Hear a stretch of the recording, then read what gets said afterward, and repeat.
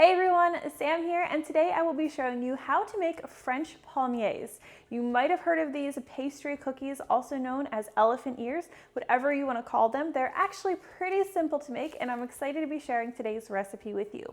Now, the first thing you're going to need is one batch of puff pastry. Preferably, you will be using homemade puff pastry. I just shared a video on how to make this if you want to check that out. However, if you don't have homemade puff pastry on hand or don't feel like making it, you can use store-bought puff pastry. You will need one box. So what I'm going to do is I'm actually going to take this puff pastry and I'm going to divide it into two parts. If you're using store-bought puff pastry, that will already be divided into two sheets for you. Now I'm just going to be working with one half of the puff pastry at a time. The second half I'm going to put in the fridge so that stays nice and cold while we're prepping the first part. You'll want to set this on a clean, lightly floured surface. Now, if you are using a store-bought pastry dough, you're going to want to unfold it. It'll be folded up like a letter. You'll unfold that sheet and you're going to roll it into an 11 by 15 inch rectangle. It's not going to take a lot of rolling because that's already going to be pretty thin. Now, with this homemade puff pastry, you can certainly unfold this and roll it from that point. As you can see, this is folded up into three parts. However, just to get another extra layer of layers in there, I like to leave it in a square and roll it from this point into an 11 by 15 inch rectangle. Now, to prevent the dough from sticking to the counter, periodically I will lift it up with a spatula and just sprinkle a little bit of flour underneath.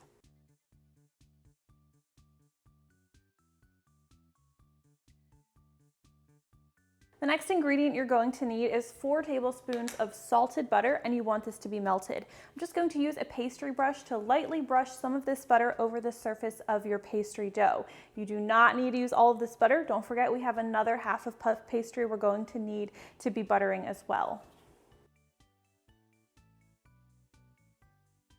So once you've painted your puff pastry dough with a little bit of butter, your next thing you're going to need is 3/4 cup of granulated sugar. Now, along with the sugar, we're going to add 2 teaspoons of ground cinnamon and just stir these together until they're completely combined. Now, you'll just want to sprinkle the surface of your dough, everything that you buttered, with about 3 tablespoons of the cinnamon sugar mixture. You can use a spoon if you want. It's just a little easier to use my hands. Just don't forget that you don't want to use all of this cinnamon sugar mixture for this roll of puff pastry because we have another one in our fridge still. I'm just going to use my hands to make sure that I have a little bit of cinnamon and sugar all the way over the pastry. And then for good measure, I like to use my rolling pin and just gently roll this over the cinnamon sugar. It helps work the cinnamon sugar crystals into the dough a little bit better. And just do that very lightly. So once you have your cinnamon sugar and your butter on your puff pastry, what we're going to do is we are going to take each end and we're going to fold this towards the center. You'll want to fold each side in about 3 inches, and you're going to leave about a 1.5 or 2 inch gap in the center, as you can see here.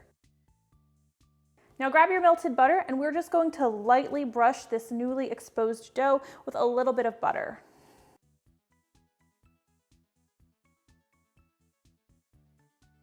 And we'll take our cinnamon sugar and we'll sprinkle that over the butter. Now take these ends that we've folded over and we're going to fold them over themselves. So we're going to fold in about 1.5 inches.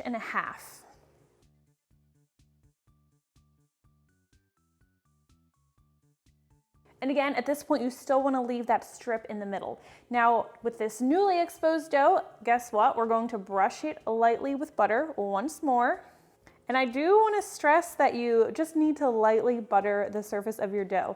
I always test my recipes like on family members or friends, and when I gave this recipe to my mom, she thought she needed to use the full 4 tablespoons of melted butter on a single sheet of puff pastry.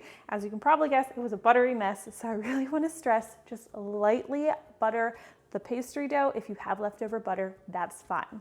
All right, now take your cinnamon sugar and we're just going to sprinkle that over the butter. And to be fair, it really isn't her fault she thought that. It was the way I had the recipe written from the beginning. So I've since adjusted the recipe, updated it to be more clear. So I really appreciate her testing it for me. All right, now at this point, the last thing you have to do is just fold this pastry dough in half, just kind of like you're closing a book. Now we're not going to butter or cinnamon sugar the dough anymore at this point. What we're gonna do is we're just gonna wrap it tightly with plastic wrap. All right, we'll transfer our palmier dough over to the refrigerator where it's going to need to chill for at least an hour. Now don't forget, after you've prepped your first roll of palmiers, use that second half of your pastry dough, use your remaining butter and cinnamon sugar mixture, and make yourself a second roll.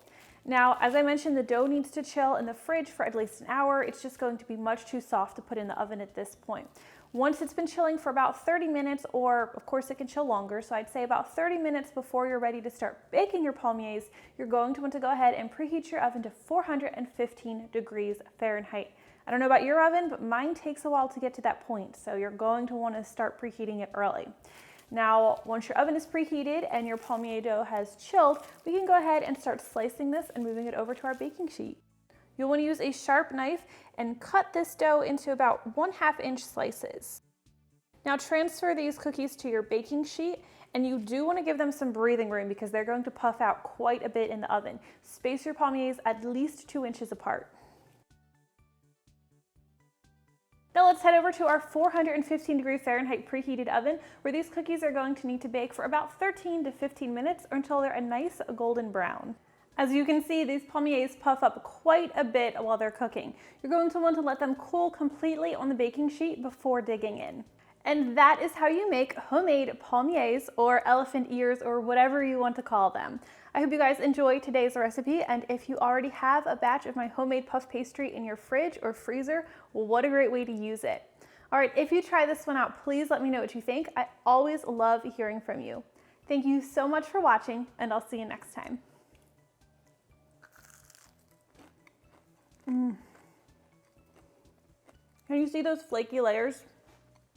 These are so good. Hey, if you guys enjoyed watching today's palmier recipe video, I would really appreciate it if you would give me a thumbs up, make sure to subscribe, and hit that notification bell. Also, if you enjoyed today's recipe video, here are a few others you might like as well.